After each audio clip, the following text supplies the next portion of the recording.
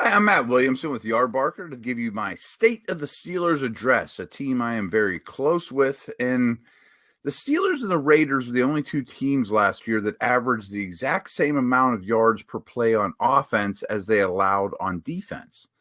In a nutshell, with what we saw on the field, that really sums up the 2019 Steelers exactly. But they were horrid on offense and equally exceptional on defense. So, of course, the elephant in the room with Pittsburgh was that the team was without Ben Roethlisberger for almost the entire year.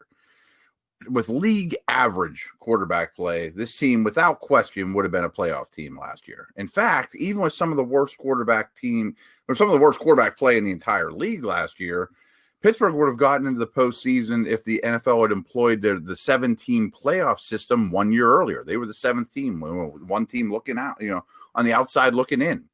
So evaluating the offensive players from last year is really difficult, to be honest with you. Every defense stacked the line of scrimmage and put a lot of bodies in the middle of the field, and Mason Rudolph and especially Devlin Hodges were just incapable of exploiting the weaknesses of such strategies. They couldn't drive the ball outside the numbers. They couldn't take advantage of what the defenses were giving them. So that's not to excuse the other offensive positions, but you got to think that this group will be at least league average if Roethlisberger returns to even a shell of what he once was. But, of course, what Roethlisberger will bring to the table is an extreme variable at this point, especially considering his age. The defense was dominant, though.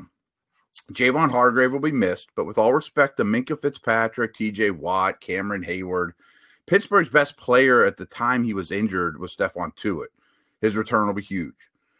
The other thing you need to realize about this defense is that as the season went on, opposing offenses became very conservative and knew that if they didn't turn the ball over, they were going to win the game.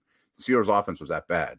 Steelers' defense was also very rarely in a situation late in games where they were playing with a lead and the opponent was forced into heavy passing situations. Still, despite those two facts, Pittsburgh's defense led the league in takeaways and sacks. Obviously, it's a strong and stable organization and which should pay off in such a bizarre offseason. Also, the Steelers play a very favorable schedule, and while their division looks quite difficult, I think the Steelers are in the conversation as the third best team in the AFC behind the Ravens and Chiefs. Thanks so much. I am Matt Williamson with Yardbarker. Take care.